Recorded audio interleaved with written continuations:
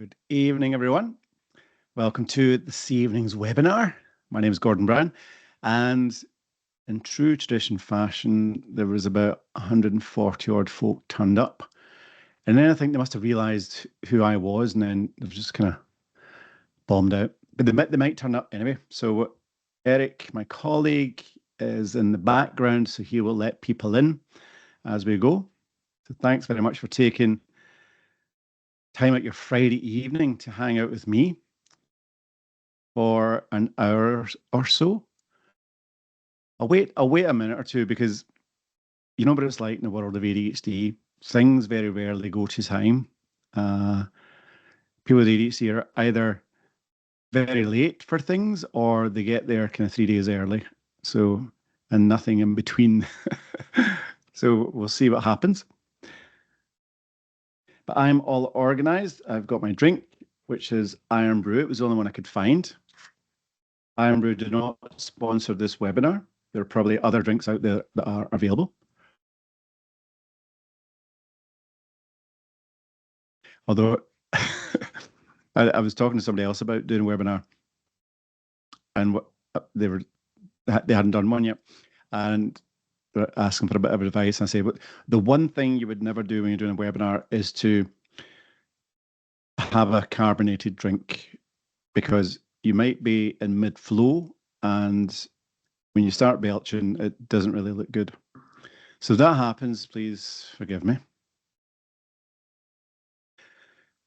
So Eric will just let people in as they arrive, and we'll crack on. So this webinar, well, that's actually the wrong title. ADHD assessment, diagnosis, new theory and treatment. Well, we'll try and cover that stuff anyway. But assessment is one of these things that is on people's minds for a long time. And, you know, if you have an inclination that you or your child has ADHD, particularly you yourself, if you think you have ADHD, it starts to kind of dominate your thinking and it takes control. Like everything else, people with ADHD become obsessed with. And more often than not, when people come for an assessment, once they finally pull the trigger on that, they come with a huge wealth of knowledge. And which is a bit of a red flag in itself, because once people with ADHD get an interest in something, they tend to know everything about it over a very short period of time. And that would be the same for ADHD. So tonight, we're going to be talking about assessments. We'll have a chat about diagnosis and treatment. For those of you who don't know me, I am Gordon Brown. And I always say that's kind of one of those names you just have to learn to live with over the years. There are some arguments to say, well, my career could have been a lot better had I not had that name. But then that's fine. I remember one time I was doing a conference, I think it was in Manchester, and I was getting picked up at the airport, and I arrived there, and there was somebody going to be picking me up. I think it was a taxi driver, and he was standing there looking very happy with himself with Gordon Brown. And I think back then, Gordon Brown was the Chancellor of the Exchequer, and he's standing there waiting. So I go up to him and say, "You're waiting for Gordon Brown?" He said, "Yes. Can you move out the way?" And I said, "No, I am Gordon Brown." And he told me as we were driving there in the taxi that he was so excited at the idea of picking up the Chancellor of the Exchequer and driving him to his destination, and equally as disappointed when he found out it was me. Anyhow, so ADHD assessment, we're going to be talking about that.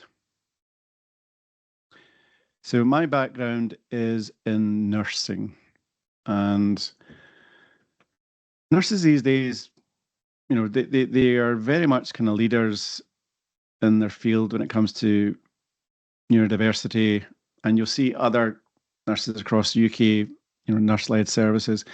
That probably all started from me back in, I don't know, 2001 or something, where I developed the first nurse-led ADHD service in the UK, where a nurse would diagnose or assess, diagnose and treat ADHD without recourse to a psychiatrist or pediatrician or whoever. Back then, it was seen as pioneering, innovative, forward thinking. These days, I think nurses just say, it's your fault. Your fault, Gordon Brown. We were quite happy doing what we're doing. And now you came along, nurse-led clinics. Um, but that was then, and here we are now.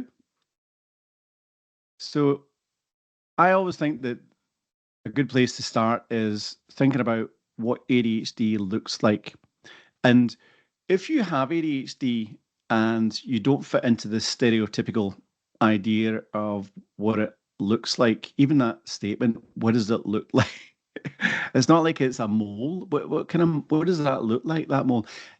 People think that you need to look a certain way to have ADHD. You often hear people in the public saying, I just didn't see it. It didn't look like ADHD to me. And I think that's probably one of the biggest problems for people who are trying to be assessed. I think even society today, the understanding of ADHD is very much that kind of idea of the super hyperactive, highly impulsive, badly behaved boy, which they are out there, but they tend to be the tip of the iceberg. So vast majority of people with ADHD will go under the radar. And I first began to understand this when I would be working with teachers and do a lot of work with teachers who do an amazing job with the resources that they've got. But they often don't get access to training around ADHD or other neurodiverse conditions, and often what they learn, it's off their own back. And ADHD is one of those medical or health conditions that we actually go out with the circle of health to ask other sort of non-health professionals about their opinion in the way a young person presents. It doesn't really happen in any other medical field that I'm aware of. We wouldn't ask a teacher about a child or somebody having a heart attack, or wouldn't ask a lecturer about, somebody having appendicitis. What do you think? Sort of right iliac fossa pain. Do you think that could be appendicitis? But for ADHD, we will often ask teachers, what do they think? And if they have the idea of, well, I need to be seeing it, chances are they're going to report back that a child is doing fine. And that comes up time and time again for children, teenagers, young adults. And when you get further down the line as an older adult, you recognize that in yourself as well. I did a conference some years ago. It was an educational conference, and I wanted to just get an idea from the teachers who were there about what they thought was ADHD, particularly with this notion that it's a visual thing. And so I rather surreptitiously put these pictures up and just to see what they say. And I asked them, could what's going on here for these two boys, could they have ADHD? What's the issue going on for them?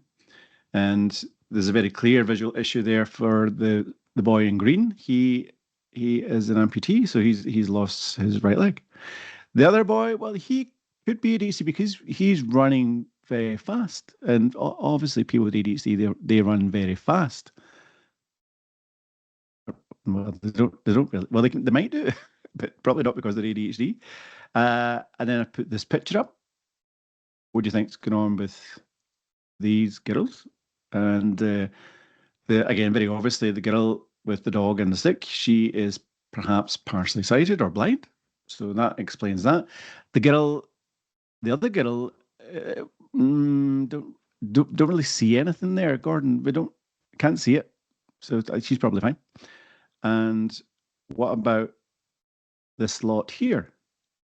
And again, all look really nice children, happy, cheerful. They've got their books and their bags, so they must be organized. No, they're fine. So then we had a chat about that, and there was a kind of discussion about why are you showing us these pictures? What is it about these pictures? And I said, well, it may be that none of those children have ADHD, maybe none of them have ADHD, and the issues that they have are everything that you've described, or how you see them, you think they're fine, but perhaps they all have ADHD. Maybe they all have ADHD, and if they all have ADHD and you're not seeing it, what's going to happen to that child then? Chances are they're probably not going to get help, and that is probably exactly what happens more times than not. Children who present like this might be perceived as doing fine, particularly if they're getting results at school. And, generation after generation, we're brought up.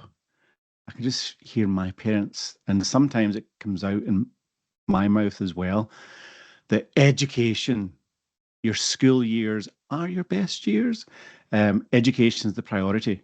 You need to do well at school. Nothing else matters. And if you do well at school, that's a barometer of how well you're doing in life. Oh, really? Because you could be doing really well academically, but there will be other aspects of life that maybe are not going the way they should be.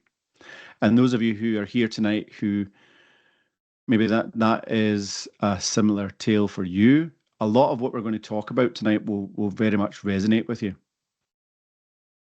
Is there content being displayed? Can anybody? Right, okay, so can people not see these slides?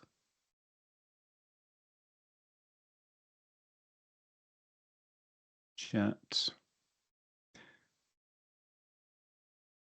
Right, so I think it might just be your settings. E-Gold, you can move them. Don't you dare move them. Right, so that we're not. Me too. Does that mean you're seeing them or you're not seeing them?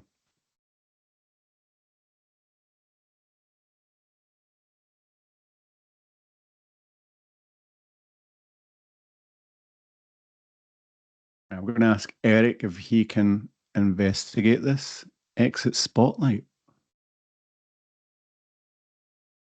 Kind of a.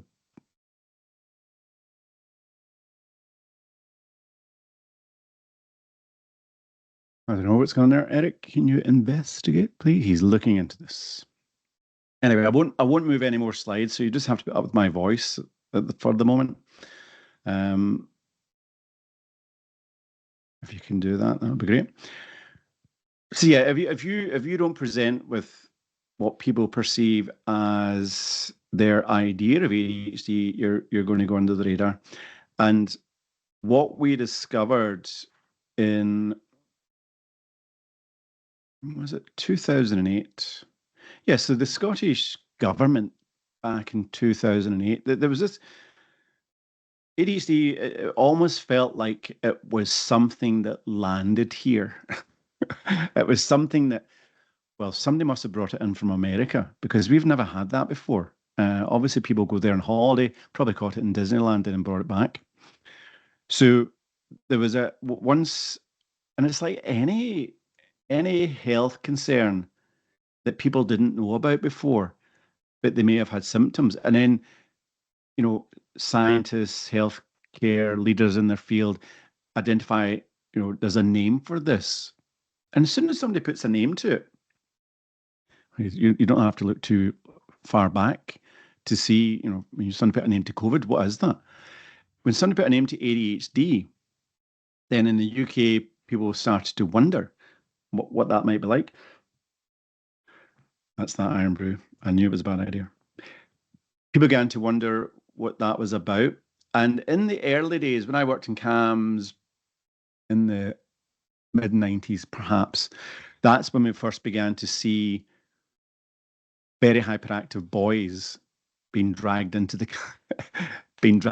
clinic because you had to present with extreme hyperactivity, highly impulsive, that kind of hyperkinetic picture. The sort of inattentive subtype was not really thought of back then. And so there was a bit of a surge in people coming forward. And that has probably grown steadily over time. And back then in 2008, Scottish government was like, right, there are too many people who've been diagnosed with ADHD. we almost kind of need to slow that down a bit. So they were also concerned about the number of prescriptions that were being written back then for children. And there was really emotive language used, like strong drugs, not medication, drugs, uh, almost amphetamine-based drugs. And so that almost the government's concern gathered a lot of public support because it felt like it was some kind of fashion that people wanted to be diagnosed with ADHD. And I think back then also there was lots of kind of songs being written about ADD. So I was part of a group that was known back then as Quality Improvement Scotland, which is now known as Healthcare Improvement Scotland, which is the regulator of independent services like the one I work in. And the commission does to look at all the health boards. So in Scotland, we have health boards. In England, you have trusts, but I think there's other names for it now in England, which escape me. So we looked at all the health boards in Scotland, and in Scotland we have 12 health boards from the Highlands and Islands down to the borders. So we looked at those health boards, and generally speaking, the international consensus is ADHD affects about 5% of school-aged children. So in Scotland at that time, probably the figures are about the same right now, there was about 780,500 children, school-aged children at that time. So with the 5%, we should have discovered there was about 40,000, even with 1%, 1.5%, there should have been between 11 and 12,000 children with ADHD. But how many do you think, and there's no prizes here, okay, just in case people are getting excited. How many do you think we uncovered through our audit of all these health boards? Have a stab at it. And if you know the answer, don't, because that's unfair for people who don't. Give them a chance to uh, say what they think. So put it in the chat. Let me know what you think. 20,000. Any further bids on 20,000 from Karen?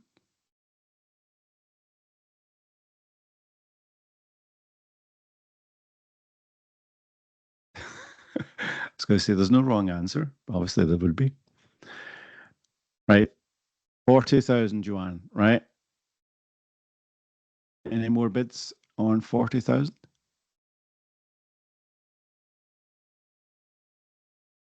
40,000.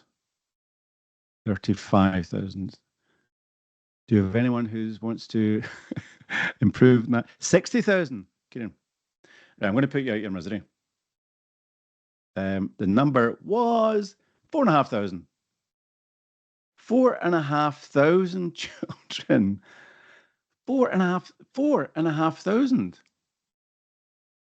Right. So where's the rest of them? Where is the rest of these children who have ADHD? And what are you talking about, Scottish Government? We're overdiagnosing ADHD and we're writing too many prescriptions. What on earth do you mean? So 4,500, not 44,500, 4,500. So this notion that we were overdiagnosing ADHD, writing too many prescriptions, that was completely blown out the water. If we look at the health boards, right, I'm going to use the pointer, laser pointer. So Glasgow, which is the biggest city in Scotland, the incidence rate here, or the prevalence rate within Glasgow, was 0.2%. 0.2%. The highest areas were the borders and Fife, around about 1%. And then we looked at these figures again in 2012, and the light grey blue here is 2008, 2007, 2008. And back then, the Scottish Government was still not seeing any slides. Scottish Government was they made a play to to increase awareness of ADHD.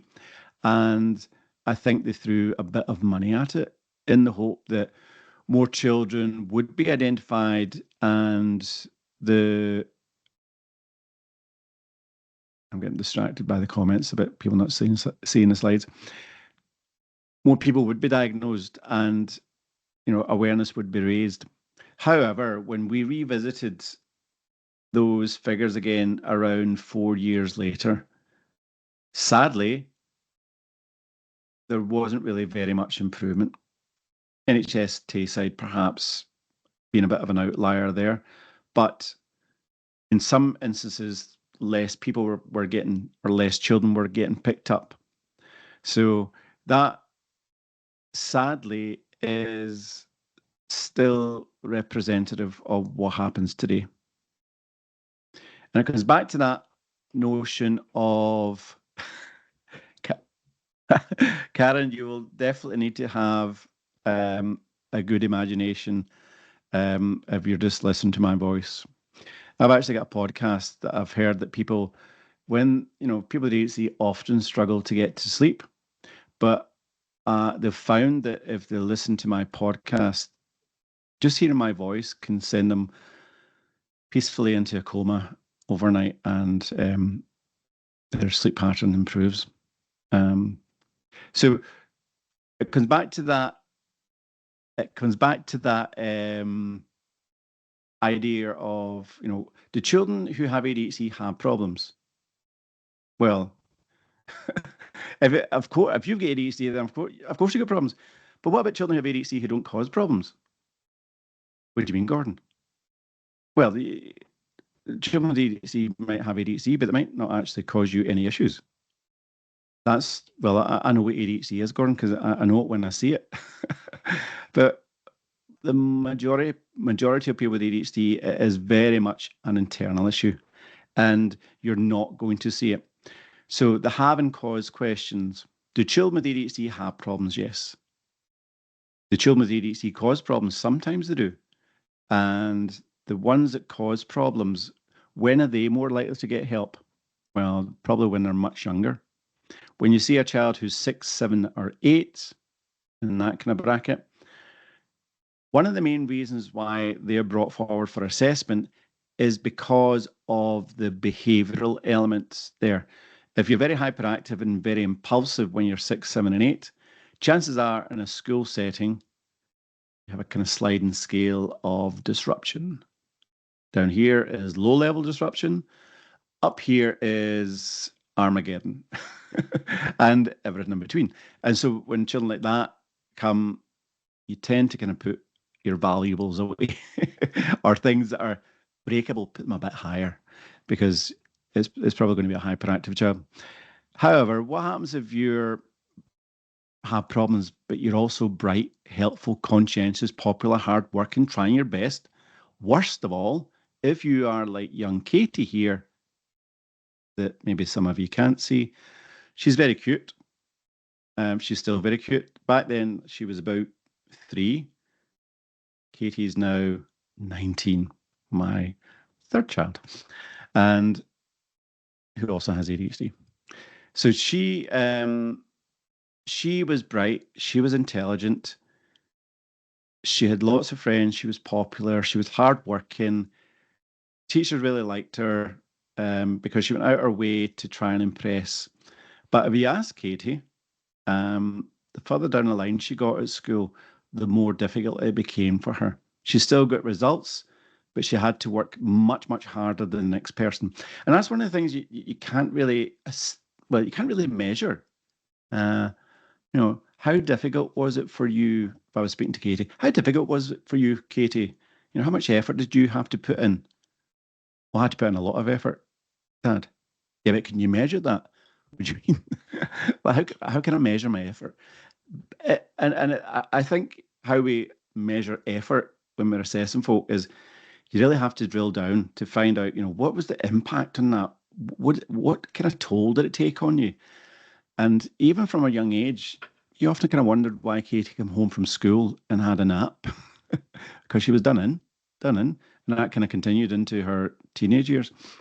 And you find that with, what was going on for Katie when she was younger, primary school, high school, you speak to any adult and they'll tell you exactly the same thing as if what Katie could have told me when she was younger. What does it feel like to have ADHD? It's exhausting. I am exhausted. My limbs are like lead weights. Even just getting through the day is exhausting.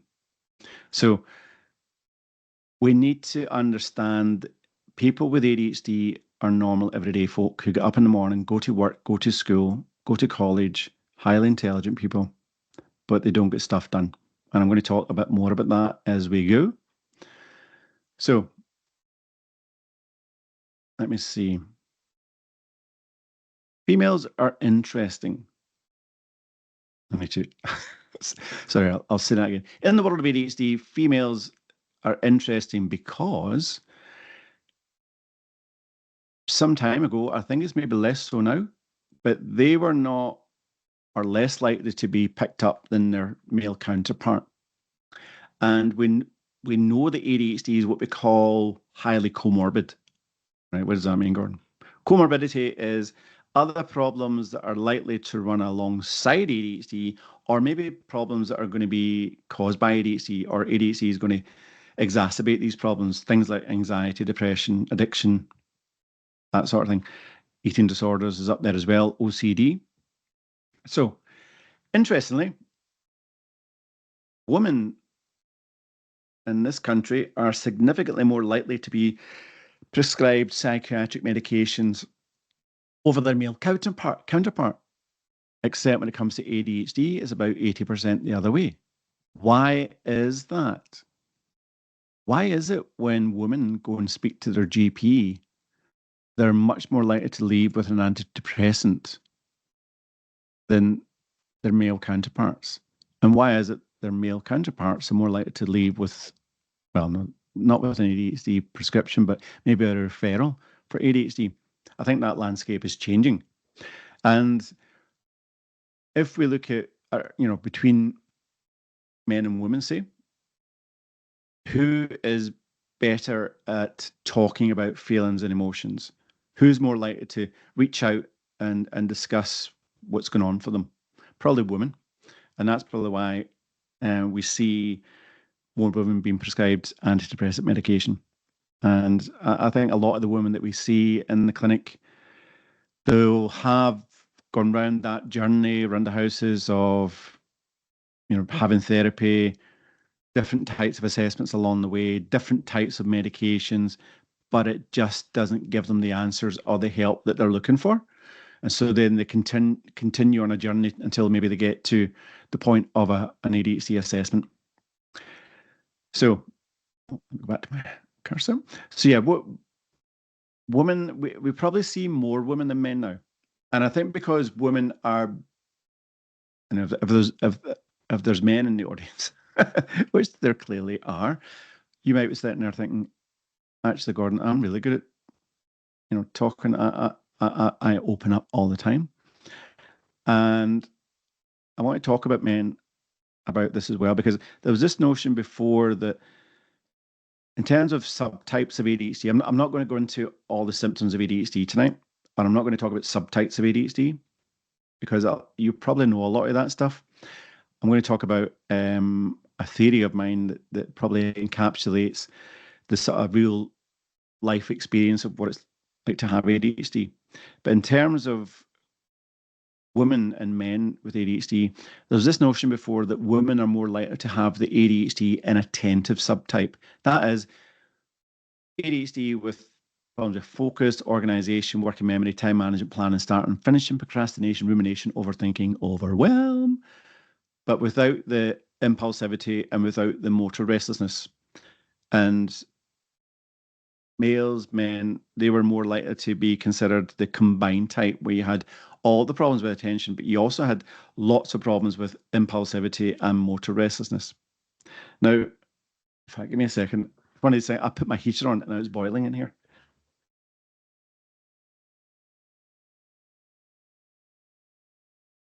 Thanks for that. So, That was the thoughts before, but we see more women and men than men in the clinic. And so, well, inattentive women, hyperactive women, yeah, they're there as well. But what about men who present with as the inattentive subtype? I actually think they're even less likely to be seen than females who present with that profile I described earlier, like bright, helpful, conscientious, and not hyperactive, not impulsive. What about a boy in school who's bright, helpful, conscientious, popular, hardworking, trying his best, and getting results at school? Well, he's likely to take the same the same journey as a female with a similar profile. Yet when they get to adulthood, they're presenting themselves with the wrong profile. Because if you're an adult, if you're a male adult and you go to your GP and you're not impulsive, you're not hyperactive, you've got a good job, you've got a family, kids, the dog as well, all looks well, then chances are you're going to be not taken as seriously as you would like to be taken. So there's an emerging number of males who present like that, and I think it's much harder for them to, almost be believed that they have ADHD, and because they're not the best at putting themselves forward, the comorbidities like the anxiety, the depressive stuff, is more likely to take a grip of them without actually any help for that either. I want to look at a framework or a theory that I've developed that I think is good at encapsulating what it's like to walk in the shoes of someone with ADHD. And it's called ADHD and zonal transitioning. And I've spoken about this before. I just made it up. People say, well, you've made a career of making things up, Gordon. And that's probably true. But some of the stuff I make up, people go off and actually research it and it gets published. So it can't all be bad. But ADHD and zonal transitioning, I'm going to explain it. And transitions, we did a webinar yesterday. Some of you might actually have been there on transitions. But the focus of that transitional webinar was about over time, from primary school to high school, from high school to college to university, adult life. And we shone a light on that to show that transitions over time are very difficult for people with ADHD. But this kind of theory also looks at transitions over the course of any given day, right? So we need to transition throughout the day, all day, every day. We're transitioning from one thing to another and back again and forward again. We know, again, why is it difficult for people with ADHD? Well, students, for example, struggle with transitions, will often transition from high school, good grades, doing really well. Been accepted for the degree that they want, and off they go into the sunset to a new place somewhere else in the country, maybe in halls or in a flat that they share with 3 or 4 other people. And the number of folk that we have seen who make that transition unravel overnight is extremely worrying. And I'm going to talk about the reasons behind that. Transitions are not helped because people with ADHD are not the best with time. When you're doing stuff, you might not realize how long you're doing it for. And so that makes that transition to what you should be doing very difficult. People with ADHD struggle to develop systems and processes which would lead to good habits. So that makes transitions difficult. And how often are people with ADHD lured by the bright and shiny? More than we would like to admit. So and there's many other reasons why transitions are difficult throughout the day for people with ADHD. So my theory, right, whether you're neurotypical, neuro ADHD, neurodiverse, then we have to move between these zones every day. And in my theory, there are 3 zones. The biggest zone, or the zone that takes up most of our time, is the routine zone. That's about 60% of what we do. Then there's the important zone, which is about 20%. And then there's the interesting zone, which is also 20%. All righty. What happens in each of these zones? So the routine zone is stuff like what's on this list.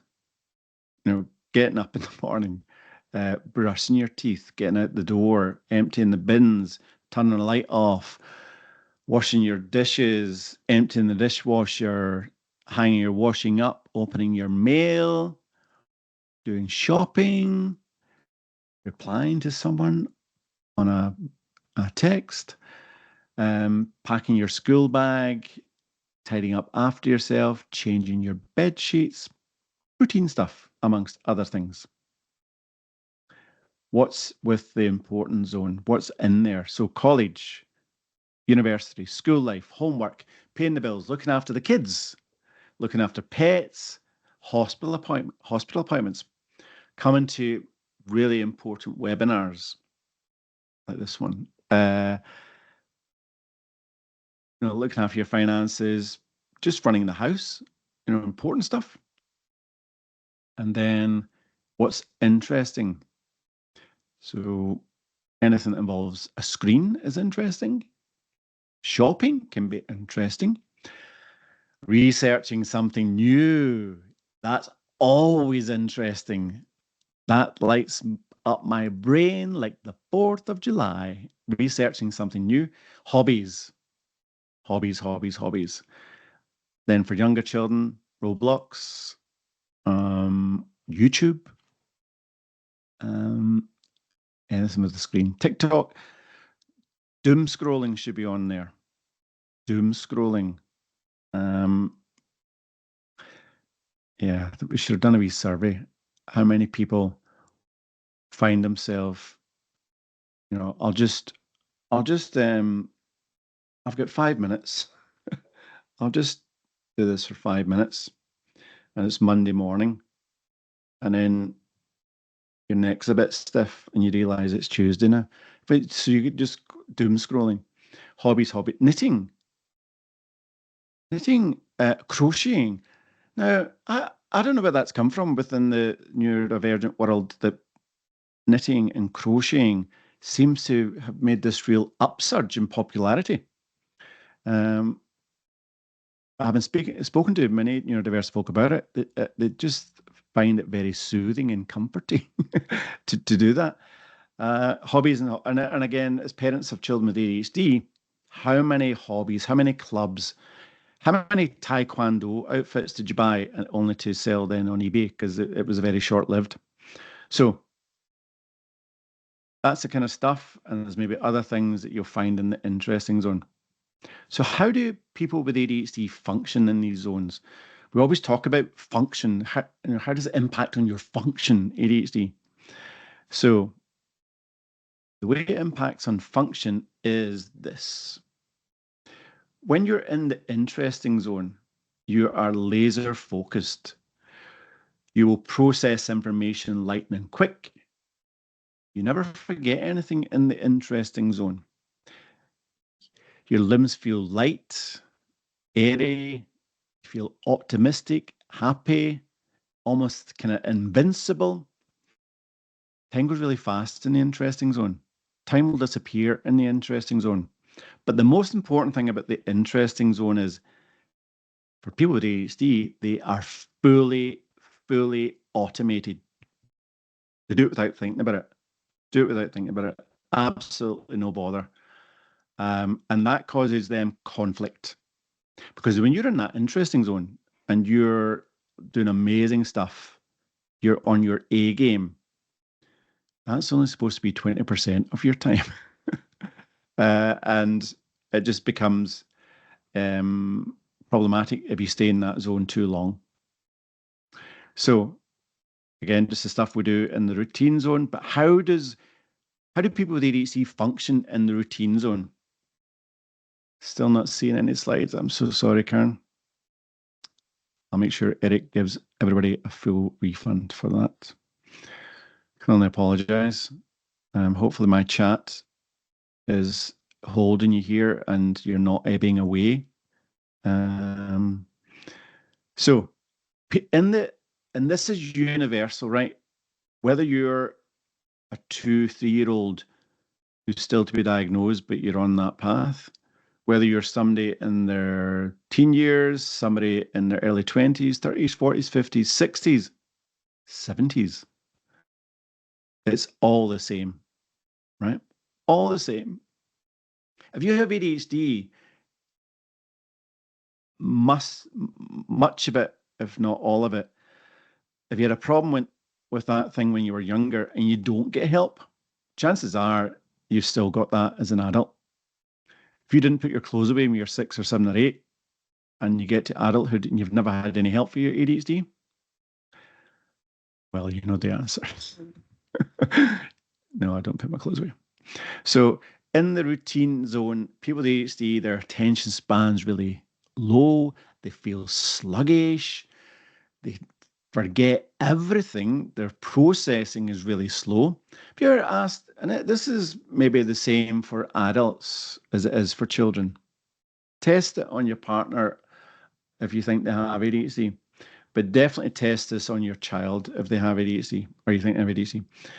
Ask a child with ADHD a routine question. Ask an adult with a routine question. Do you want to come and get your dinner? And the minute you finish dinner, they immediately say, what? And then you go, for goodness sake. What did I just ask you? And then they think for a minute. You want to come and get my dinner? Yes. So why are you saying what? And then they go, I don't know. But let's say that same child or adult, say the child, do you want a bowl of ice cream? Yeah. How come they didn't say what then? Or the adult, do you fancy a glass of Sauvignon? Oh, that'd be lovely, thanks. Instantly, they've said the response that you're looking for. And the difference there is a routine question takes much longer to arrive at its destiny. And a interesting question reaches its destiny in a heartbeat. So it's a bit like old dial-up versus superfiber broadband. So your limbs feel heavy, you're anxious, you're stressed, you're overwhelmed. Time goes really slowly in the routine zone, and everything, and I say this trying to put the sound effect into it, everything, everything is manual, right? If you have ADHD or if you listen to this and you want to learn more about ADHD from somebody who has it, ask them about this. Everything is manual, right? What are you talking about, Gordon? Right. So you might have heard this before from me, but I talk about the coffee in the morning. Coffee in the morning. So let's say somebody who doesn't have ADHD is having their coffee in the morning. They're drinking their coffee, contemplating their day, looking forward to the day, enjoying their coffee, and then they'll finish the coffee. That person who doesn't have ADHD is then going to go and wash that mug, dry it, and put it away. And none of the steps in that process requires any brain space. They've done it, it's gone, it's behind them, they've moved on. They don't even register that they've done it. And then away they go. Let's take an adult with ADHD, who's also having their coffee in the morning. They're drinking their coffee, enjoying their coffee, contemplating their day, drinking the coffee, lovely, lovely, and then they finish the coffee. Well, that adult, well, they'll probably just leave the mug. I'll get that later, sometime in the future. But if they were to wash the mug, we know that they're not automated with things like that because every single routine like that, and I kid you not, every single one routine tasks like that always begins with a big and as they get up off their seat, they'll start to make noises like old men do when they're picking things up.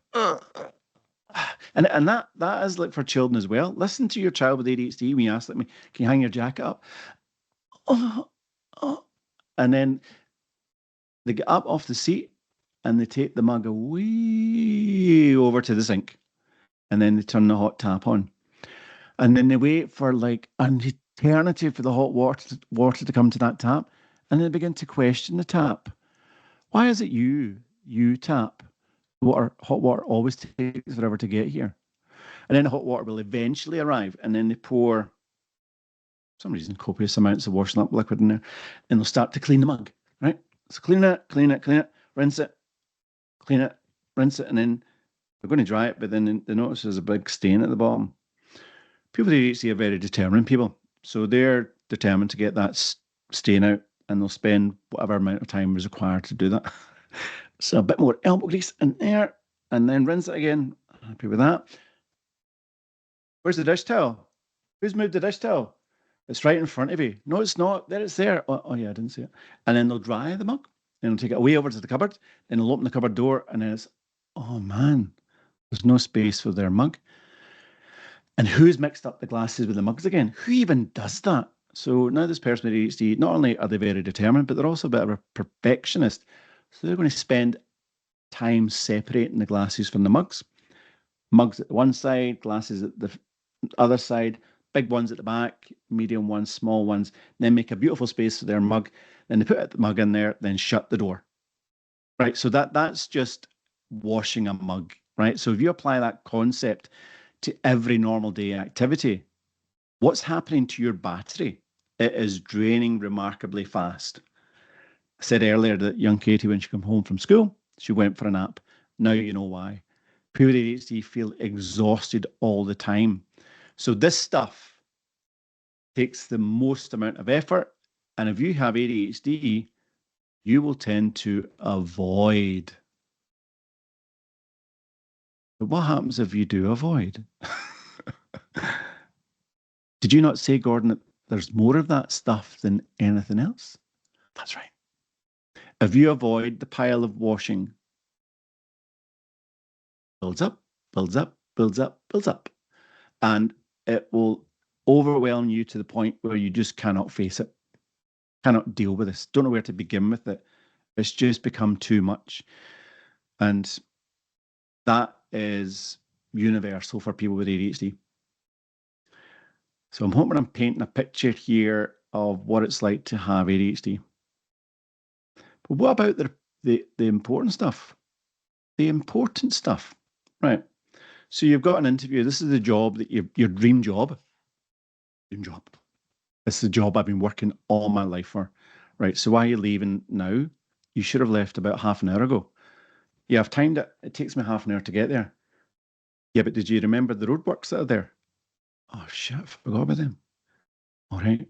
And remember, there's no parking at the bit the place where you're getting the interview. You have to park, and then you get an hour, 10-minute walk. Oh no. People with ADHD invariably late for things or forget things. That person might have actually forgot that interview or remembered it at the last minute, too late, or they'll get there very early. Finances, now they're often badly managed. And if you embark on something that lights up your brain, it could be anything. And the thing about ADHD, it does not take very much for somebody with ADHD to suddenly become passionate about things. Sometimes use the example of cameras. Now, people who know me, people who work with me might say, Gordon Brown, he's obsessed with cameras. But what about people who, like, they don't even use their phone camera? Say, yeah, I was watching a YouTube video. That guy, he's really good. He was telling about this. It's a Sony FX3. It's a really good camera. I was thinking about getting it because I thought about it before, Gordon, but I think I would make a good wedding photographer. Well, why would you think you make a good wedding photographer? Because I've been researching it. I've researched it. I know quite a lot about it. When did you start researching about it? This morning. lunchtime. Yeah, so I know a lot about it now. And that person then might just go off and spend thousands of pounds on a camera. Um, and because the lure of the dream of being a wedding photographer, or the lure of I want to do a master's, or I want that car, or I need a new iPhone, that lights up your brain. And I always say to people, they see if something lights up your brain too brightly, too quickly, please try and press the pause button. Give yourself some time to soak it in and then try and reach a more objective decision about it. But if there's a financial implication there, you might find yourself in financial difficulty because the power of what you want will trump any financial concern. And some of you may have experience of that. So when you have, we ask a lot of questions when we're doing assessments, as you can imagine. Um, and I used to ask people about their purchases, what you spend your money on. These days, I try to be more clever in that respect. So I approach it in a different way and just say, how much cardboard you recycling these days? And they usually give a wee chuckle. I say back in the Wild West, you used to that the Indians would sort of signal to one another over the like smoke. Here, probably in the west of Scotland, you'd like there's somebody burning their Amazon cardboard, and it's that idea Amazon. Now, even if you order it, and everybody with ADHD has Amazon Prime. It just goes with the territory.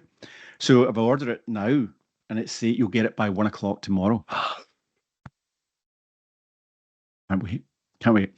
It used to be quite exciting getting stuff from Amazon, but I use it for everything now. Because I was thinking about like the dog food, like 20 kilogram dog food, carrying that from the pets at home to the car and then getting into the house.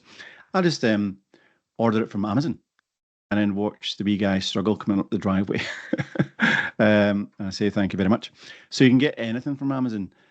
And again, that idea of I can get something immediately and I can get it now. When people with ADHD, when they want something, are they prepared to wait for it? Probably not, because if they have to wait for it, by the time they get it, they've lost interest. So if you want something and it's almost immediate, you almost feel yourself salivating at the idea of it and you'll pull the trigger on it. So that kind of stuff feels like your mail, opening your mail. With ADHD, do you open your mail? Yeah, I open my mail, Gordon. What mail do you open? I love the junk mail. The junk mail because it offers so much. You get the first month free, or you get a discount, put in the discount code. Right. So you did that for the first month. I was only going to do it for a month because I thought I'll just do it for a month and get the discounted thing, and then I'll just cancel it. Have you cancelled it? No, I've not done that yet. It's only 9.99. And how long has that been coming off now? That's been about 6 months. And I always say to people with ADHD, check your phones, please. Check your phones for subscriptions. Did a podcast on that because those like 4.99, 2.99, and you don't actually even know what they are eventually. What even is that? Let me check that at some point. And the worst thing you can do is just put in your card details. Once you do that, you will forget about that instantly. It's not like a direct debit or a standing order, but you have control. If you buy something and it's like see if you buy the annual, you'll get a 20% discount. I'll do that because that makes financial sense, definitely. But then as the year passes, like 2 weeks after you've got the thing, you've forgotten about it. I'm not going to use that again. I'll need to remember to cancel it. Did you cancel it? No. Another 200 quid come off. I'll cancel it next year though. And you know how that goes, don't you? So that stuff we call ridiculous. And if you're an adult with ADHD, I would always say to you that if you've got ADHD, you need to have lots of ridiculous things to tell me. And usually they give a big sigh of relief and ask, is it okay to talk about that? I say, well, that's why you're here.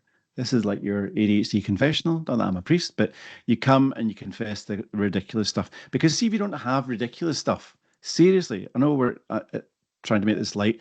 If you don't have ridiculous stuff, chances are it's not ADHD. And the reason why it's so ridiculous is because you're a bright, intelligent person. You've achieved results in life. You've done really well for yourself. And with those things, along with age, comes expectation. Expectation to deliver on the employment front, on the relationship front, on every front. But for some reason, there seems to be kind of chaos here. And those run about it just cannot understand for the life of them why you can do amazing things, complex things, difficult things. For parents of children who are like that, you're maybe not saying this is ridiculous, but you're definitely thinking it. You're thinking, I've been here, I've told you repeatedly what you need to do. I've shown you repeatedly what you need to do. Why is this just not clicking? Yet you can go on that PlayStation for 5 minutes and you seem to be a real whiz at that. And that parents find that really annoying because it looks like, and well, the partners of the adult with ADHD, they also get very annoyed because it looks like you're quite self-absorbed. You seem to be only interested in things that like that make you happy, but you don't really think about me. And that is often leveled against people with ADHD, whether you're a child or an adult. Right. So we need to be able to transition between these zones throughout the day. You need to keep an eye on yourself, right? I've been on this phone for 10 minutes now. I need to put that down and I need to go and fold that washing. So in the when a child is in the routine zone, it's very easy for them to go from that zone into the interesting zone. Um, it's very easy for them to go from the important zone into the interesting zone. But it is very, very, very difficult for them to go from the interesting zone into the important zone or into the routine zone. And you'll see this across the board. And what happens is growing up, those of you who are parents of children who you think have ADHD or do have ADHD, you seem to invest an awful lot of time and effort trying to teach them things, and it doesn't seem to be yielding the results that it should do. So what do you do then? You go, oh, for goodness sake, hurry up, hurry up, right, off you go. You end up doing it for them because it's taking too long. And then that pattern will continue and continue and continue and continue into adulthood. Back to that scenario where they leave the house for the first time, off to university, and then the phone goes, hi, mum. Yeah, it's fine. It's quite nice. I'm in the kitchen. I think it's the kitchen. And there's this white thing in the corner with a round door. Any ideas? So that's a bit facetious there, but that's an example. If you've never learned how to do a washing, you won't know it when you leave the house for the first time. There was a young guy who came to me some years ago as a medical student, and he was at St Andrews, one of the medical schools, and he was there for about a year. And his parents brought him. They were both eminent doctors, and so I asked him a question. I actually felt bad about asking the question after I'd asked the question, especially when he gave me the answer. I asked him a question. I said, "When you lived at home, did you have your own bedroom?" He said, "Yeah, I had my own space. Yeah, I had my own bedroom." And when you were at home, how often did you change your bed sheets? And he just replied, "What do you mean, Gordon?" I said, "Well, how often did you change your bed sheets?" And he just turned to his mum and went, "Mum, how often did you change my bed sheets?" Yeah. And he came back to me and went, "Every 2 to 3 weeks." I said, "Oh, really? That's good." And so in the 11, 12 months you've been in St Andrews, how many times have you changed your bed sheets since you've been there? And he said, "Again, what do you mean?" I said, "I'm just wondering how many times you change your bed sheets." And he did this. Um,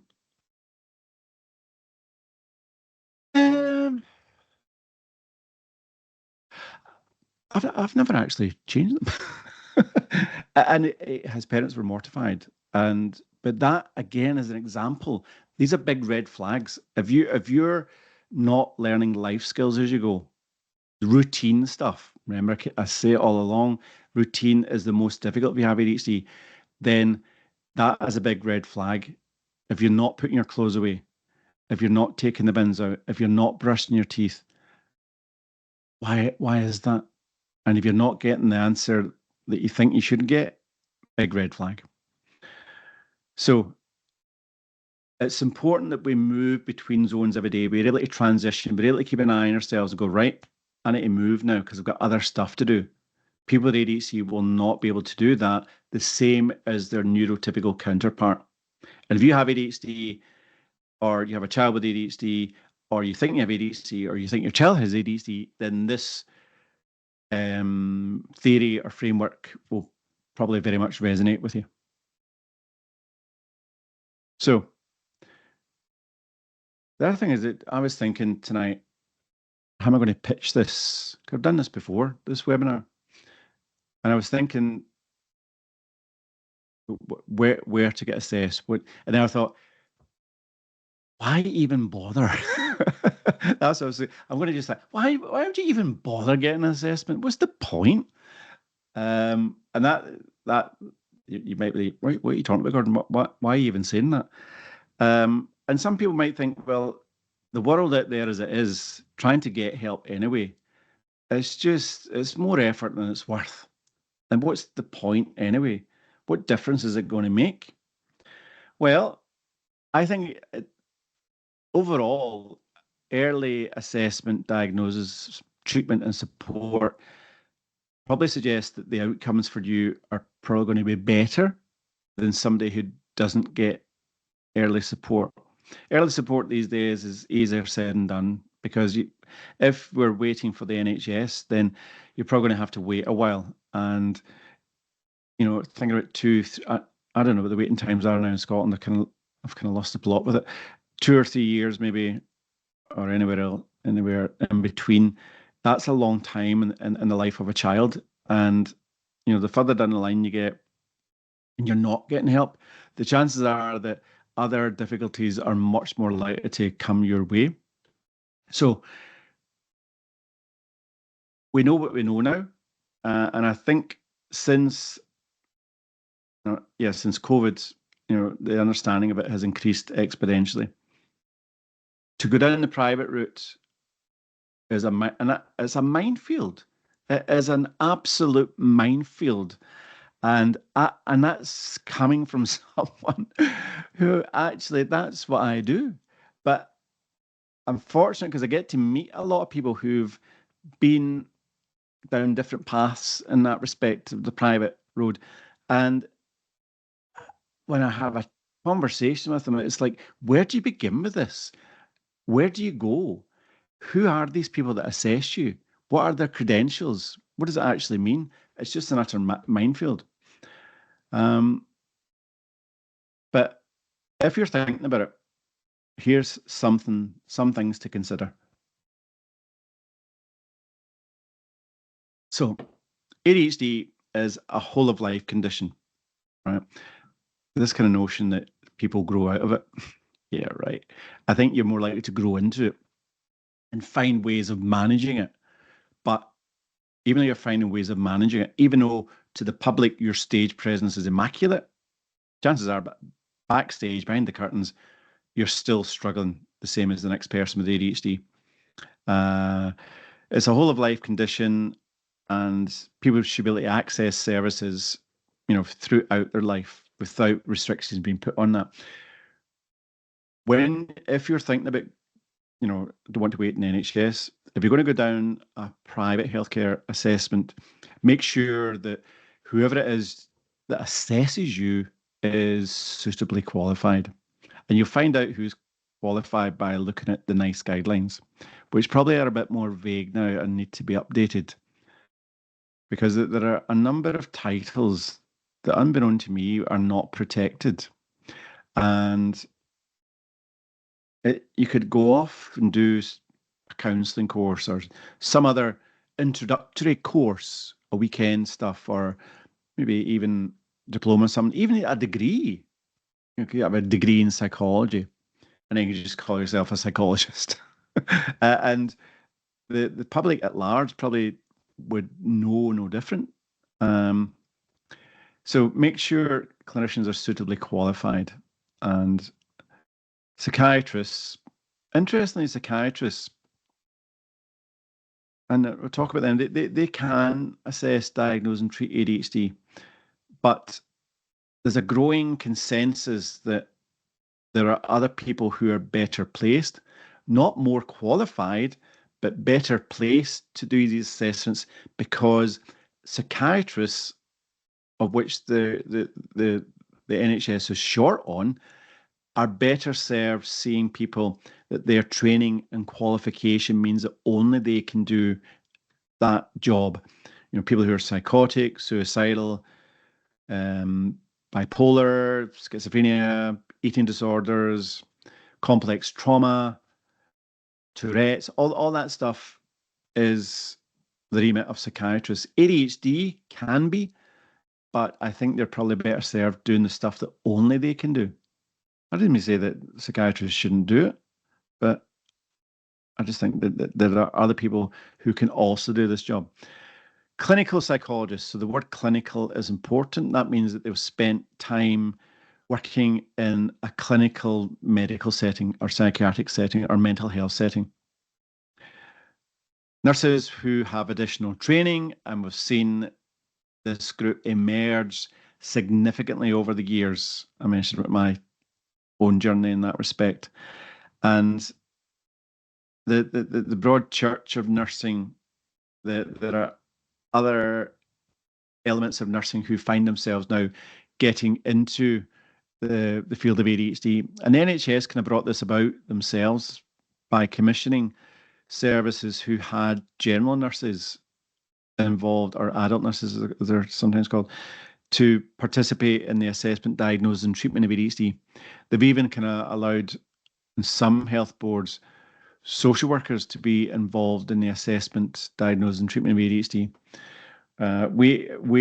Our take on that is that probably the job titles in this picture here is the personnel we would consider as appropriate to assess, diagnose, and treat ADHD alongside general nurses. Even people like health visitors, we're finding that they are an emerging group who may also be able to contribute to assessment, diagnosis, and treatment. So I think it's going to continue to evolve. And part of the reason for that is the huge numbers of people who are looking for help for their ADHD. ADHD probably is the single biggest referral to any sort of mental health service, whether it be child or adult services. So all appropriately qualified. And also, a rating scale does not diagnose you with ADHD. If you score high on a rating scale, but oh my goodness, how many online tests can you do for ADHD? Yeah, I did that test online. I'm rip roaring with ADHD. You need to be assessed by somebody who understands ADHD, who knows the true nature and course of ADHD, because you want to make sure that the end of an assessment process, that you've gone through this robust, you know, appointment system, this clinical assessment that is in adherence with guidelines, and the person who's doing the assessment is qualified to deliver that assessment. So do your research. Make sure that services are regulated, and this is actually quite difficult when I hear people have spent a lot of money having an assessment, and the service that they've gone to is either not regulated or the person's not actually qualified to do it. It's heartbreaking when you see it. So always look for the Healthcare Improvement Scotland here. I was going to say here in the UK, here in Scotland, Healthcare Improvement Scotland, HIS. And what you can do is, I don't think you can do it at the moment actually, but it seems that you can't actually access this. But I'd be interested if it's fixed now. For some time you couldn't do it. And that was to go onto the HIS website, find the service that you're interested in, look at their last inspection report and see what the inspectors have said about that service. The same for England, the Care Quality Commission. Go on to their website, look at the service that you're thinking about going to, and see what they say. Speak to other people who have gone to these services. What has their experiences been like? Social media is a bit of a hit or a miss because probably, look at our service, probably overall the reviews are excellent. But people, when you come to an independent service, the same as it is for the NHS, you don't pay for an assessment at the NHS, but the beginning of that journey is an assessment. And there will be times the outcome of that assessment concludes that you don't have ADHD. They may identify something else, but you don't meet criteria for ADHD. That actually happens in the independent sector as well. And if we don't think you meet criteria for ADHD, then we're going to tell you that. In some ways, that is reassuring that, somebody said to me once, but I've paid for my diagnosis. I said, no, no, no, no. You paid for an assessment. And we've done this detailed assessment, but the outcome of that suggests you don't have ADHD. And then they make get really angry with you. And there's not very much you can do about it. And they'll say, right, not happy with that. So I'm going to leave you a good review. And then you go in there a day later. Oh, yeah, that was that one. Social media, again, groups, ADHD groups, you get a breadth of information in there. And it's important that you do research. And again, I've said that, ensure that they can assess, can diagnose. Is the service indemnified? Are they insured? What if something goes wrong? Chances are with ADHD, it's not going to go wrong. But what if something does go wrong? And for some reason, that service is sued, and that service has a lot of patients. What happens if that service has to pay out a lot of money? What happens to the service? Would that impact on you? So make sure the service is indemnified. Can they prescribe ADHD medication? Again, if you go to a service, check the small print. And people with ADHD often don't. They look at the cost of assessment. Wow, that's really good. That's the best one I've seen. Yeah, I'm going to go for that because that's really competitive. That's the best one. Yeah, but have you looked at everything else? Have you looked at, if you're thinking about treatment after that assessment, can they actually prescribe your treatment? Are they qualified to do that? And that is one of the big stumbling blocks for people.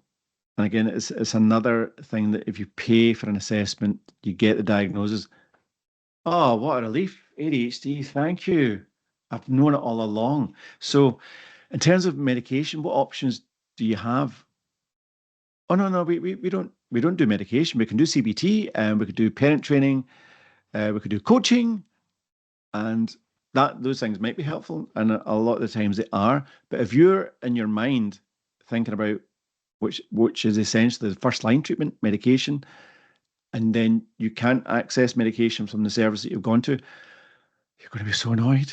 And it's money that maybe you don't have then to go to another place. Um, yeah. Ongoing costs. Make sure you know, what does this mean? Medication. Yes, we can prescribe. We can prescribe.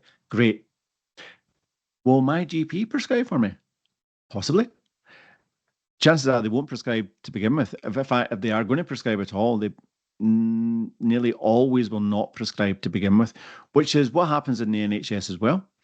The specialist will prescribe the medication to begin with, and only at the point where your child or you are stable in your treatment, at that point, we would engage with the GP and ask them to do shared care. And I'll be very open with you, it is a hit or a miss these days. I think still the majority of GPs will prescribe under shared care, but there is a growing number who are not doing it.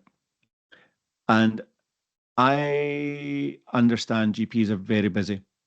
They're probably, you could argue, they are the they are the busiest section of the NHS. And they've got thousands of patients of whom they spend maybe not a couple of minutes, 7 minutes or whatever it is with them. And They may say it's policy, they may say they can't, they're not allowed to, but GPs are independent. They are private enterprise in their own right. And I firmly believe now if a GP decides that they're not prescribing, it's because they don't have to. They just don't have to. They may though prescribe for somebody who's been to the Nuffield and seen a cardiologist who's recommended anti-hypertensive medication and prescribe that without blinking an eye. But for some reason, for ADHD, the brakes go on and the car screeches to a halt. I don't know why. Because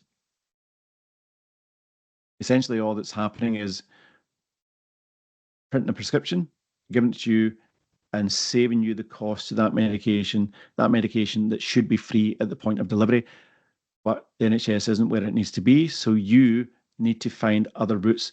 And what you're actually doing is, if you're doing them a favor, because you're taking things into your own hands and you're getting your own assessment, and they should say, thank you so much for that. That is so good of you to do that. Of course, we'll prescribe your medication because you've done your bit, and now we'll do ours. Now, that might not be what happens. Yeah, so the ongoing costs, this is critical, right? This is critical because if you can't afford the ongoing costs and you start treatment or your child starts treatment and then you can't afford it and you have to stop it, that is actually worse than ever starting treatment. To be promised the gift of getting stuff done only for it to be snatched away is devastating. So only embark on that if you can afford it. And make sure you understand what are the ongoing costs. So you need to be seen for review. If you're going to be on medication, you need to be seen for review. You're probably going to be seen every 4 weeks to assess what effect a medication and dose has had on your ADHD symptoms. You then might have your medication adjusted. But what does that appointment cost? What is the medication cost? What is the cost of the prescription? That bit of paper that they write on? Did they actually charge you for that? If so, how much did they charge you? And you might need to do a bit of digging on the website to find out how much that is. But it's critical that you know that before you go on this journey. Our ethos here is that we try and minimize cost as much as possible, and that is, our philosophy, our belief that people pay enough money as it is, and we try and make sure that you should not pay more than is necessary. And for the medication review, I think our cost, most people will book, some people book a 20-minute appointment for the review. And we changed that a while ago that, if every appointment's 20 minutes, but you're only in there for like 5 or 10 minutes, that's a bit unfair. So you could pay for a 20-minute appointment, which I think is £80. No, I don't. What am I saying? I think I know. And then there's a 7-minute appointment, which is, you're in there, medication's going okay, have some benefits, but it needs to be tweaked. Let's do that. 7-minute appointment, I think that costs £40. Then you could do something that's called the online medication intervention service. That's not even an appointment. We send you a form, you fill it out, tell us what you're looking for. We cross match that with your records and then get back to you with what we think we can do for you. That's about £30. And so that might be within someone's budget. And think about the cost of medication. Prescription charge is £20 for us, but I know in other services it may be much, much higher. I've seen reviews monthly, like £200 each time. And if you've got multiple members in the same family, that's financially prohibitive in the long term. I would not be committing to that. When you're stable in your treatment, the other thing to look out for, you're going to be put back to a 6-month review, try and get the shared care. But what's the cost for those ongoing reviews after 6 months, 6-month reviews? If you can get a service that offers those appointments for free, you should go for that. Because you've done your bit, you've got the medication to the level that you're happy with, whether it's you or your child. So you should be getting shared care and you should be getting your reviews free. I think I'm not sure if there are any other services that do it, but our thinking is that you've done your bit, and those reviews should be free, right? So you've just do the wee add to the cart video. That's one of those things that I'm going to do a presentation, right? What about the substance of the presentation, Gordon? Yeah, that's fine, but I need to get my visuals. I like my visuals. So what happens after the diagnosis? So we send people forms because we know that people with ADHD love filling out forms. It's one of those hobbies that I was mentioning. No, I'm only kidding. We know that that is torture. We know you probably rather scratch your eyes out. But the forms and rating scales, questionnaires, if you do fill them out, even if you take that minimalist ADHD approach, yes, no, cross. Uh, it means that it saves time because that stuff within those forms is probably about 2 or 3 appointments, which would probably then add to the cost. So it's all about making it as easy as possible, albeit forms are difficult. But get them done. You don't have to do them all at once. You can save them, go back to them, but don't do leaving things to the last minute because you'll just get stressed. And by the time on the morning of the appointment, you're filling them out. You come to the clinic, not best pleased to see me because I sent you these forms. So try and get them done early. Got to fill a form or two, 3 or 4. We use a number of pro formas to help. Home assessment pro forma basically ask you about what life is like for you day to day or what it's like for your child. How does ADHD impact on your function? How does it get in the road of normal everyday life? How does it impact on your education? How does it affect relationships? How does it affect hobbies? How does it impact on sleep, physical health, mental health? And we're looking for, the impact across the board and over time. ADHD is a neurodevelopmental diagnosis. So we're looking for problems to develop from a young age. And we need to seek some evidence of that. Now, the problem you've got with that is, yeah, but you just said earlier, Gordon, sometimes people don't present with problems that you can see. I know. But interestingly, maybe the 6 or 7 year old or 8 year old who comes to the clinic, as I said earlier, well, obviously they're ADHD because can you come down? They're very hyperactive. If you get a child who's about 10, 11, and I've done this and we do this a lot, you ask the questions about effort. And I always think about sweetest wee girl, she was 10, and I asked her about getting ready in the morning. So what's that like? She went, it's so difficult. I said, why is it difficult? She said, because I have to get my shirt and I have to find my cardigan. I don't know where I put it. And my mum's shouting, what are you coming down? And I'm saying, I'm just coming. And then she's trying to find her tights, but her tights are ripped from the day before, and I don't know where the ones that are washed are. And I felt, oh my God. And it's almost like, as I say to adults, is like, it feels painful. The stuff feels painful. And when you've got an 11-year-old who's able to actually articulate that, what it's like for them, what's it like to do homework? It's so, I get so upset, I get stressed, and my mum doesn't understand why it's so difficult for me because she said it should be easy for me. And so when you're getting that, what I would call rich information from a child, if the child doesn't have ADHD, that's not the script you're getting from them.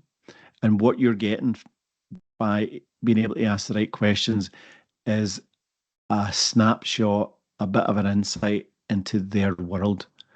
So it's understandable that when you struggle so much, that this here is the promised land. Children with ADHD will spend their life on a screen if they're allowed to. So developmentally, we're looking for stuff. We're looking for, information from school. We try and come at this by asking, how they do in terms of getting their work done. Are they able to listen to what you're saying? Can they follow instructions, stuff like that? If we come at it, does this child have ADHD? Then the teacher's going to go, oh, I've seen, yeah, I was at a training day for ADHD. No, I don't see that. And then you can see where that's going based on what we've discussed before. Rating scales, questionnaires, they're always good to add to the equation. But if the rating scale and questionnaire comes back from school all zeros and ones, I'm not going to look at that and go, well, there's nothing to see here. We then have to interrogate that information. And if we feel that there's a probability that this child does have ADHD, but what we're going to do is have a period of watchful waiting, which parents actually don't like. But we want, if we think ADHD, we need to be able to deliver that diagnosis at a time when we get everybody on board. Because if we say ADHD and the school don't buy into it, and then that child eventually goes to CAMS, then it could get thrown out, and then it'll be very difficult further down the line to get the help. So we like to keep an eye on them, monitor them as to how they go, and then bring them back in. And that's all included in the cost of the assessment, whether it's 6 months, somebody came 6 years later. She was there when she was 15. And it was 8 years. It was 8 years. She came back when she was 23. I said, you shouldn't have waited so long. She said, I just wasn't sure when to come back. But whenever there's enough information or additional information to let us know that this possibly is ADHD, then we should, call it out at that point. Again, these are just some of the other things we're looking for. If you get ADHD, there's probably other things going on for you. And again, the further down the line you get, the more likely you're going to get the comorbid stuff. So we do the assessment usually over 2 hours. If we have to, then we will maybe do other bits of assessment if necessary. We like to put people at ease when they come. We like to ask you, how are you feeling? Particularly adults. Adults, the minute they book an assessment, from that point onwards, they're already hanging on by their fingernails. So I like to kind of check in with them. How you doing? How you feeling? I'm really anxious. I say, that's fine. A lot of people are. And I say to them that I know this is a big day for you. This is a big deal. And I'm going to take everything you're going to tell me very seriously. I'm not going to judge you because that might have happened before. And I'd like to think that by the end of the assessment, whatever anxiety is in the room right now will hopefully ebb away over the course of the 2 hours. If at the end of the 2 hours you're more anxious than when you come in, my chat's not been as good that day. Yeah, I believe in the people who come to see you, but see them as authentic. And again, time and again, you only need to go onto social media and you see these heartbreaking stories of folk who almost feel like it's a day in court rather than a day in a health assessment where they've been cross-examined almost by a lawyer. Yeah, so I've kind of said that stuff. How it affects you today? How's it getting? Yeah, I've said all that. Said all that. Said all that. Said all that. 3 hours ridiculous. Touched on the ridiculous stuff, and again, that's not me judging you as an adult. That's me. I need to know this stuff because if I know this stuff and you're able to tell me, I can, develop this kind of profile, this picture of how these things that brought you here, how they impact you on a day-to-day basis. So can I mention the clinical examination is essentially the semi-structured interview. And we gather information from third parties, observers, people who know you well. Now that is often a contentious area, particularly for adults who maybe they don't get on with their parents, or maybe they've not seen their parents for years. Maybe they don't want to worry their parents. Maybe their parents are dead. You never know. You never know. And there's this notion that we need to get corroborative evidence. Again, any clinician who's worth their salt, who knows about ADHD, if you ask the right questions, you're going to get information that is needed. Having observer information, whether it be a friend or a partner, somebody who knows you well, is only going to strengthen the diagnosis. I'm not going to talk about DSM-5 criteria. So you have ADHD, congratulations. That's not actually the dance we do after a diagnosis. It's more like you kind of just slide down the sofa and you're exhausted. And that is actually me talking. I'm exhausted because an assessment is about, the football term where you leave everything on the pitch. I think patients, families, clinicians sitting in our service, when you come to the assessment, we leave everything on the pitch. Yeah. So what next? Is it an official diagnosis? Well, yes. This notion that if you go private, well, that doesn't count. That was a trial run. Yeah, that was a trial run. That doesn't count for. That's a myth. And if any service tries to suggest, thanks, Sandra, good to see you. I know I've been blethering on far too long. Sorry. Uh, if you're qualified to diagnose ADHD, essentially, if you're registered with the NHS, if you are, yeah, if you're monitored, if you're inspected by the NHS, if you're qualified, people who work in the Nuffield, people who, when I ruptured my ACL, when I had surgery in Ross Hall, and I get knee reconstruction. Afterwards, my GP said, "Yeah, that's a valid knee reconstruction." That was done by obviously an orthopedic surgeon who knew what they were doing. It happens much less these days that an assessment will not be accepted, particularly if it's done by a reputable service who do a proper assessment and the report reflects that. Unfortunately, there is a real proliferation of services cropping up, and the word I use with caution is variance. There's a lot of variance across the country. That's why I emphasize so much there. You must do your homework before embarking on something like this. No, you won't need to be reassessed by the NHS. If the NHS try to reassess you, then, and we're confident that our assessment process is robust and in adherence to guidelines, particularly if you or your child's on treatment, then I will have no qualms whatsoever in reporting any individual to the regulator that they are doing harm to a patient by taking them off their treatment. And when I mentioned that before, oh, all right, okay, well, we'll just keep them on it then. Will my GP accept the diagnosis? Again, GPs, they whether they accept, it's not for them to accept the diagnosis. What they might not accept is that they're going to prescribe. So that is where the problem lies. And I touched on that earlier. Will they do shared care? Mostly they do, but you might want to check that out beforehand.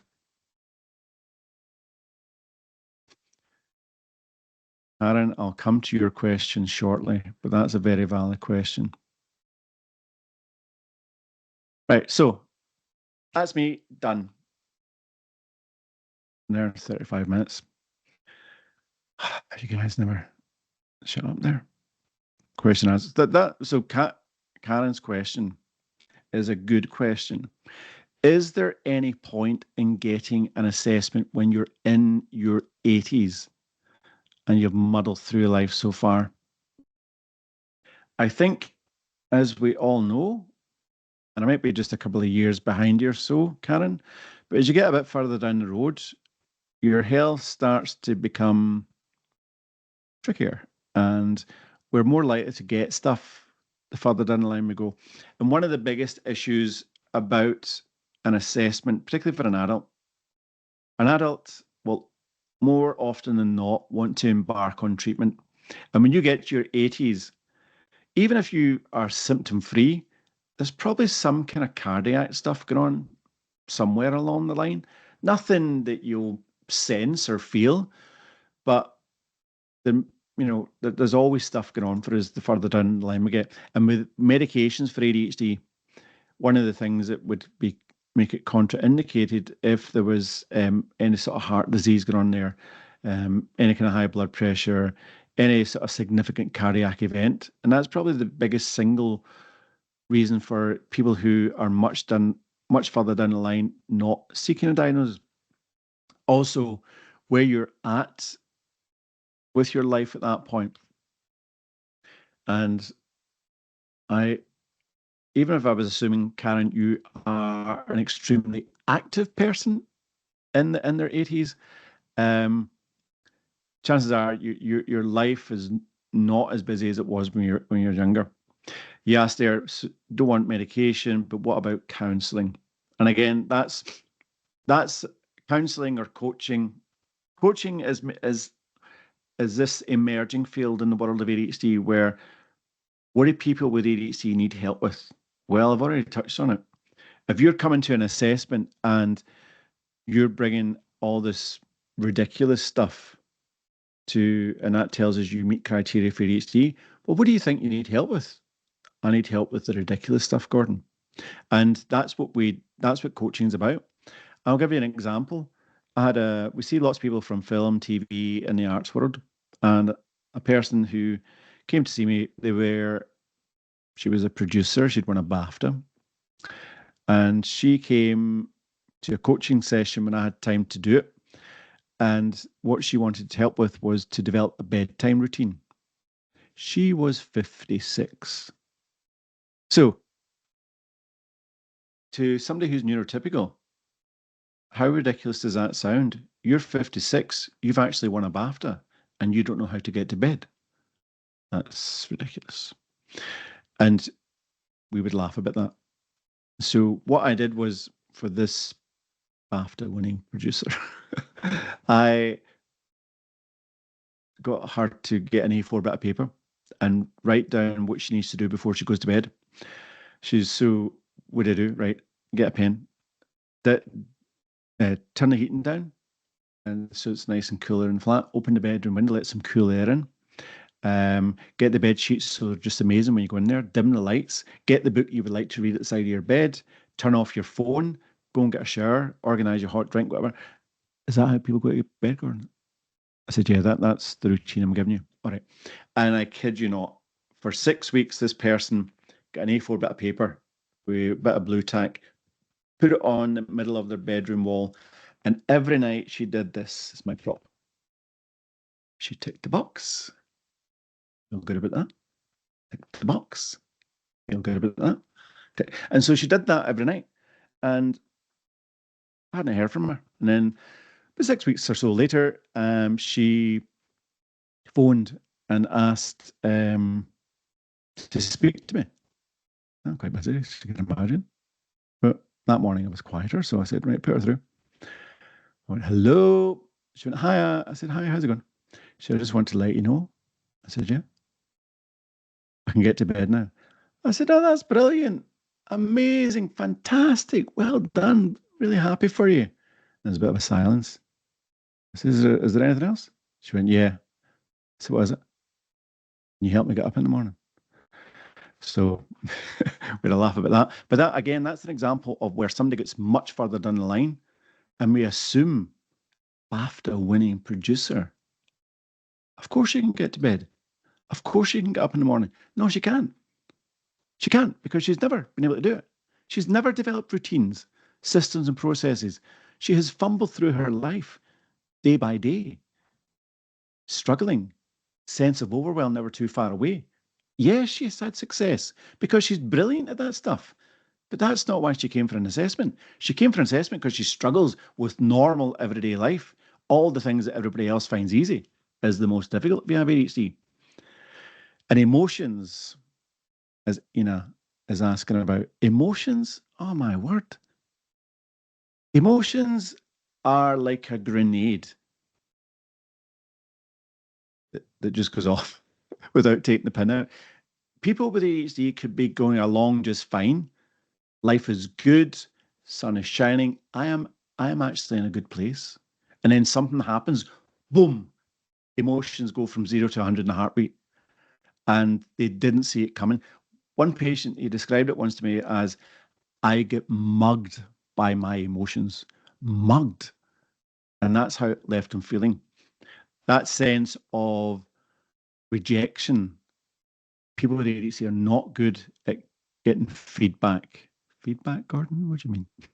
Like, you've not done that right. Do it this way. What are you thinking? What's that about?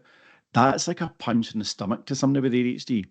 And so learning to manage these emotions, we need to make small steps in that direction. Whatever it is we're going to help people with, we have to help them understand, right? That medication, that tablet is only ever going to get you to the starting line. That tablet will not put your clothes away. That tablet will not take the rubbish out. It's you that's going to have to do it. But let me tell you something. If you've never done it, do not expect that to happen overnight. The mother who says, that medication is not working. Why is that? I've asked him for weeks now to tidy his bedroom and he still has not done it. Has he ever tidied his bedroom? No, but that's not the point. Well, no, that exactly is the point. If he's never done it, he needs to learn the ropes. And that's the same for everyone with ADHD, regardless of age and stage. Right. Yeah, so coaching might work for you, Karen. That might be something that you maybe embark on. Um, we have a coach here at ADHD Direct, but the most important thing is find somebody you can connect with. Find somebody who you can have open conversations with. Find somebody who can test you, maybe challenge you a wee bit, and find somebody you feel you can trust. Yes, so the emotions, are huge. ADHD medication can help you with that, but a lot of self-coaching is going to be something that you're probably going to embark on. Can a child have ADHD but be a really good sleeper? Yes. So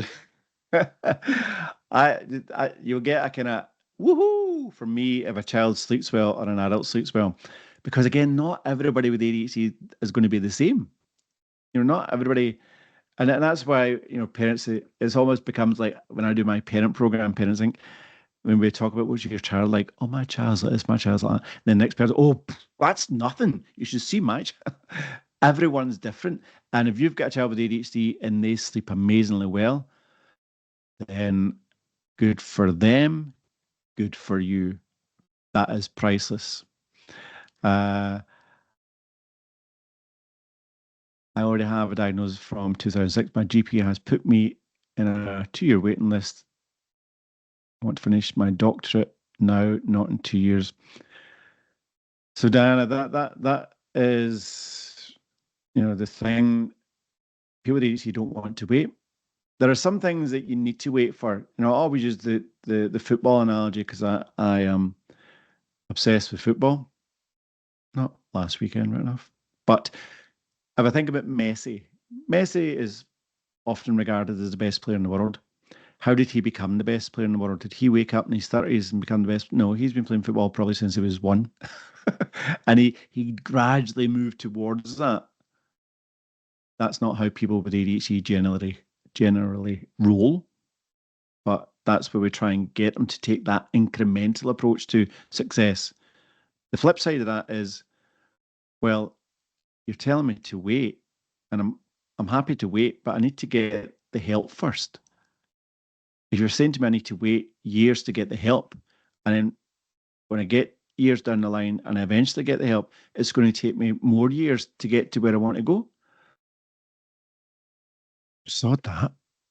What's the point? And I'd never thought about it. I'd never thought about that before. Here's me, people who come in the door, I'm saying to them, do not expect to have success overnight. Because if you did get success overnight, that's going to just overwhelm you as much as the stuff you couldn't do before. But too much success too soon is difficult. But if you know you're making steps towards where you want to get to, then at least you know you're moving in the right direction. But if you have to wait years to that point, then make those steps.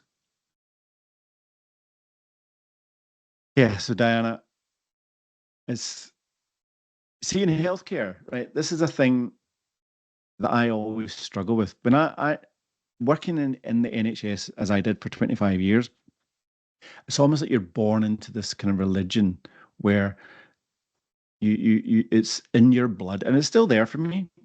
I still think the NHS can be amazing. It's got work to be done, but it can still be there. And things should be free. We shouldn't have to think about, and the word that comes out, I don't use it because it doesn't sit comfortably. It's a bit like, this is an investment. And patients are beginning to say this to me. Yeah, but it's an investment, Gordon. I think, right, okay, I get that.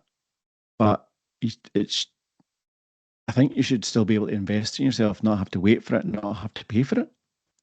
Well, that's just how the land lies. And so when I think now, when I have these, and I've gotten over myself a bit now, and I'm better at talking about it. And then what they mean by investment is, and you can correct me if I'm way wrong here with yourself, Dana, is that I'm investing in my health, and I'm going to pay for that. And by paying for that, that gets me to that starting line that Gordon Brown keeps going on about. And now I'm at that starting line, I can begin to run the race that maybe I've been denied up until this point. It's not a sprint, Diana, but it's I'm starting it. And if I can start it and I can get success, and I'm not talking about your masters, Diana.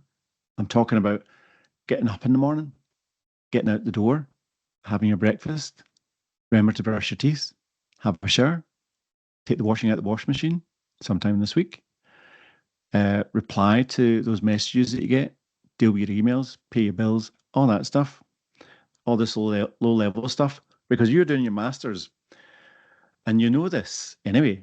If you're doing your masters and you're a highly intelligent person, which I'll just assume that you are, then what's tripping you up is not the big brain. It's all the low level stuff that keeps getting in the road. And when you're intelligent, it actually makes it much worse, because if you weren't very bright, then expectations are low. But because you're so intelligent and you can't do this routine stuff, who gives himself a really hard time about that? That's right, Diana, you. Because after all, people with ADHD are their biggest critics.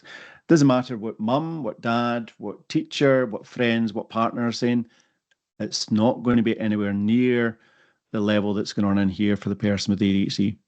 So when people talk about investment, not wanting to wait 2 years, who am I to say, no, it's not an investment? But so I view it differently. If I had the choice, I would still be in the NHS. I would still not do what I'm doing because I was very passionate in that job, but I wasn't able to deliver what I wanted to. So I had to find another way of doing it. Right. Any more questions? 18 of you are still here. You got nothing better to do on a Friday night? Oh, a question I'm quite childish. You probably already picked up. I would love to know where you are in the country, in the UK. I should have asked this at the beginning. Where you are in the UK, are you someone who thinks you have ADHD, or are you a parent of a child with ADHD, or are you both? So, where are you from, all you amazing people out there?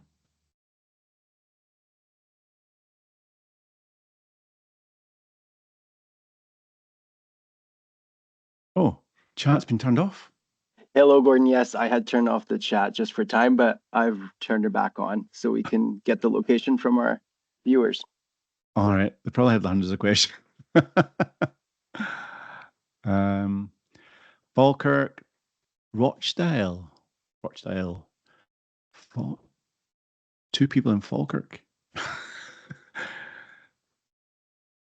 Thanks, Joanne. Hampshire. Tend to find that it's a kind of broad representation from across the UK, which looks like it is here. All right. I will not take up any more of your precious time. The best part of the job is getting to meet people. And I know I've not met you in person. I feel just getting an opportunity to speak to folk about a subject that I am super passionate about. It's always a privilege. And I don't know what jobs you guys do, but it won't be as good as mine. I'm sorry, but it won't. I get to meet amazing people in the world of ADHD, and my colleagues and I feel the same way that if you can do a tiny wee bit to help people achieve success in life, then that's always my rocket fuel that gets me out of bed in the morning. And it's that is the big incentive to the job that we do. And we laugh a lot. We tend to laugh a lot with people with ADHD. I was thinking about doing Edinburgh Festival, just talking about all the stories I hear about ADHD. Not that I'm necessarily that funny. Oh, speaking of funny, I went to see Scottish comedian Julia Sutherland last night. Check out Julia on her Instagram page. She is very funny. She talks very openly about her late diagnosis of ADHD. And I went to see her show last night, Generation X, uh, which is a no holds bar journey of ADHD and all the things probably that have gone before in life that she didn't know was attributed to ADHD, but she does now. So check her out. All right. Time for bed. Is it too early? All right, guys. Thank you so much. I shall maybe see you again. Hopefully that was of some use, and I hope so. Um, thanks, Kieran. Thanks, Karen. You'll get me all emotional now, which doesn't take very much. Right, I'll let you go. I'll catch up with Eric afterwards. I think you. Oh, thanks, Eric, for that. Okay, right. Until the next time.